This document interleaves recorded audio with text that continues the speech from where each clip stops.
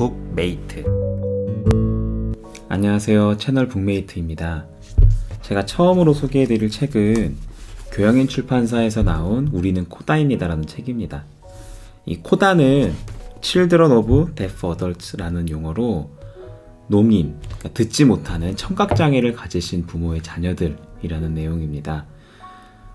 줄거리는 이길보라, 이연아, 황지성 세 분의 성장기로 되어 있고요. 청각장애를 가진 부모 밑에서 자라면서 어떤 어려움들을 겪어왔는지, 어떤 삶의 경험들을 했는지 그 과정이 적혀 있습니다. 장애인 가정에서 지내지만 비장애인으로서 지내는 이 코다라는 독특한 정체성 때문에 겪는 어려움, 사회적 시선들 때문에 겪게 되는 힘겨움들이 이 책 안에 적혀 있고요. 그 중에서 한 가지 얘기를 소개를 해드릴게요.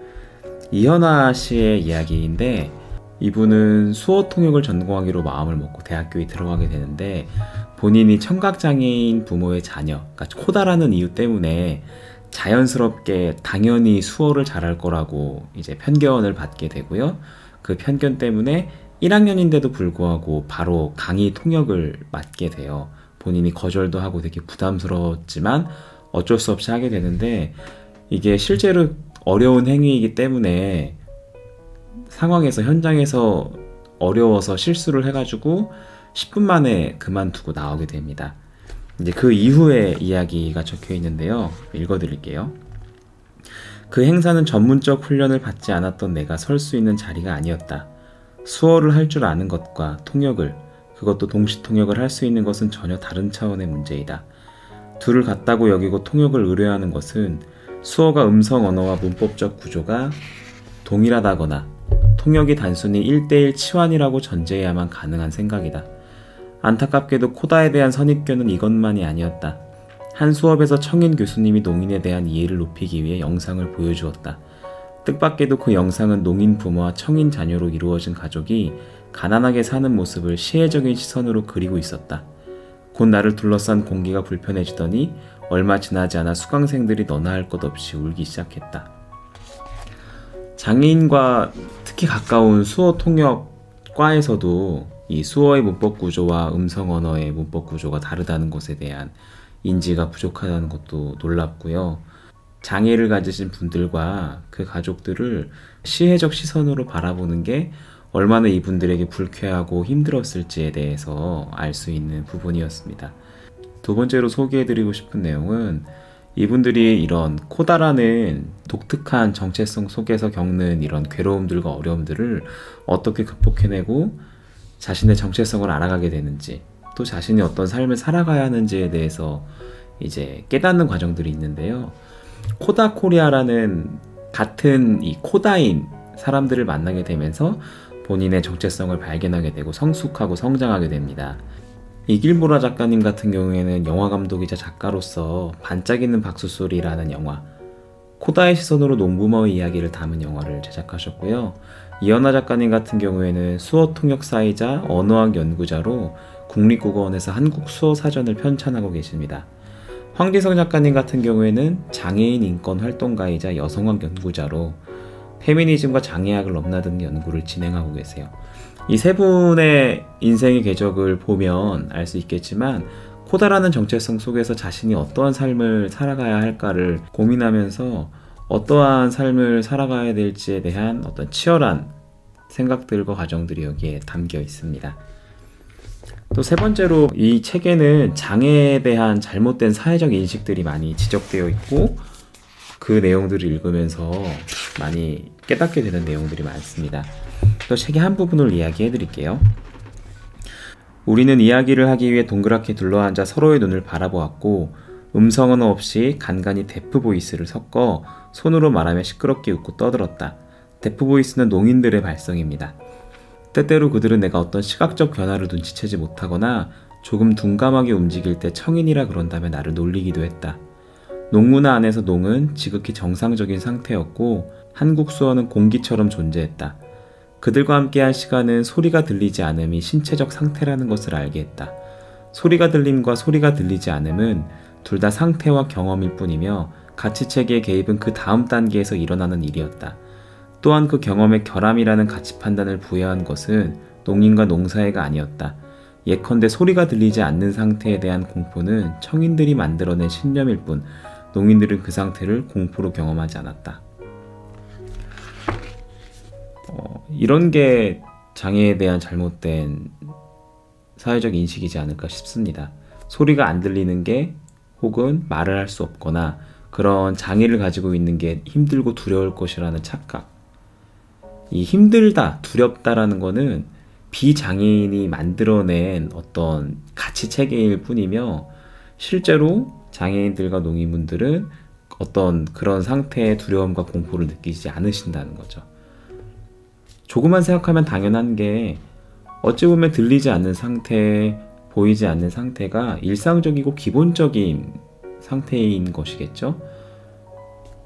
그 상황이 힘들고 두렵고 어려울 것이라는 거는 비장애인의 입장에서만 생각한 어떤 이기적인 결론일 거라 생각이 듭니다.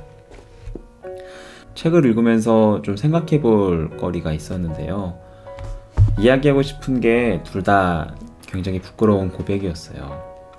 하나는 자기인식과 관련된 내용이고 하나는 제 안의 장애에 대한 편견이 깨지게 된 경험에 대한 이야기인데, 우선은 자기인식은 이 세 작가분께서 본인의 이 코다라는 정체성 속에서 겪었던 그 괴로움들을 오로지 자신의 것으로, 자신의 삶으로 받아들이고 그 과정에서 자기인식을 해나가는 부분들이 굉장히 감명 깊었어요. 어찌 보면 인생의 고통도 실은 자기인식의 과정에 포함돼야 하는 게 아닐까라는 생각이 들었고요. 내가 누구인지, 무엇을 하며 살아갈지에 대해서 과거의 힘든 고통들과 경험들을 받아들이고 수용할 줄 알아야 하지 않을까라는 생각이 들었습니다. 저는 부끄럽게도 자기인식을 하는 과정에서 과거의 어려움들을 외면하고 싶었던 것 같아요. 외면했었어요. 저희 집에서 많이 외롭고 사랑받고 싶다 라는 감정들이 많은 경험들이 있었고요. 그 이후에 나를 채우려는 사랑에만 집중을 많이 했었고, 또한 자기인식에 있어서도 내가 무엇을 원하고 좋아하고 잘하지 이런 부분만 생각을 했지, 나의 고통스러웠던 과거의 경험들, 삶의 행적들을 제가 수용하려고 생각을 하지는 못했던 것 같아요. 고통도 저의 삶인 거고 그것마저 수용하고 내 삶 모두를 사랑할 줄 알아야 하는 게 아닐까, 그래야만 진정으로 내가 누구인지를 깨닫는 게 아닐까라는 생각이 들었고요. 그래서 많이 부끄럽고 반성하게 되었습니다. 두 번째는 장애에 대한 인식 전환이에요. 책 내용을 잠깐 읽어드릴게요.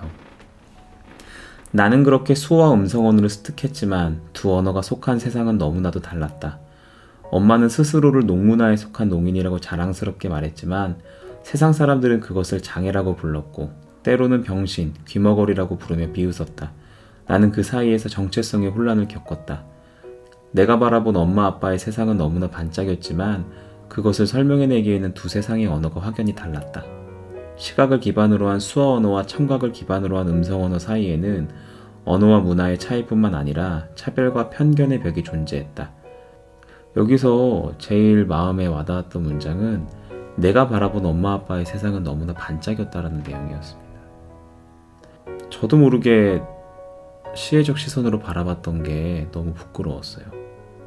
장애를 가지신 분들의 삶은 그분들의 삶 자체로 충분하고 아름다운 건데 왜 나는 그분들의 삶과 가치관을 존중하지 않고 나의 생각과 기준으로 그분들을 바라봤을까? 어찌 보면 그건 일종의 폭력이지 않을까라는 생각이 들더라고요. 굉장히 반성하게 되는 부분이었습니다. 영상을 마무리하면서 최근에 있었던 제 경험을 하나 나누려고 해요. 제가 최근에 어둠 속의 대화라는 전시를 다녀왔는데요. 이것은 완전히 깜깜한, 그러니까 시각이 완전히 차단된 상태에서 1시간 40분 정도 그 안에서 경험을 하는 형태의 전시예요. 뭔가를 만지기도 하고 맛보기도 하고 시각이 아닌 다른 감각에 집중하면서 경험을 하게 되는데요. 이 과정이 굉장히 의미가 컸던 건 시각이 차단되었다는 그 순간이 공포가 아니었다라는 경험이에요. 아까도 앞에서 이야기한 것처럼 장애를 가진 삶이 굉장히 힘들고 괴로울 것이다라고 생각을 하는 그런 편견이 깨지게 된 순간이었거든요. 두려운 순간이 아니구나. 같이 거기 안에를 가이드해 주시는 분이 이야기를 해주시는데, 그분들이 이야기해 주시기로는 눈이 보이지 않지만 그 보이지 않는 상황에서 다른 감각들이 깨어나게 되면서 세상을 인식하게 된다라고 이야기를 하셨거든요. 눈이 보이지 않는 상태가 두려운 상태가 아니겠다라는 생각을 처음으로 하게 되었고요. 또 하나 독특했던 건 1시간 40분이 끝나고 눈을 처음으로 뜨게 되었을 때 눈을 뜨고 무언가를 본다는 게 낯설다라는 감각을 처음 느꼈었어요. 굉장히 신기한 경험이었고, 장애에 대한 제 안의 많은 생각들, 느낌들이 완전히 달라지게 되는 경험을 했습니다.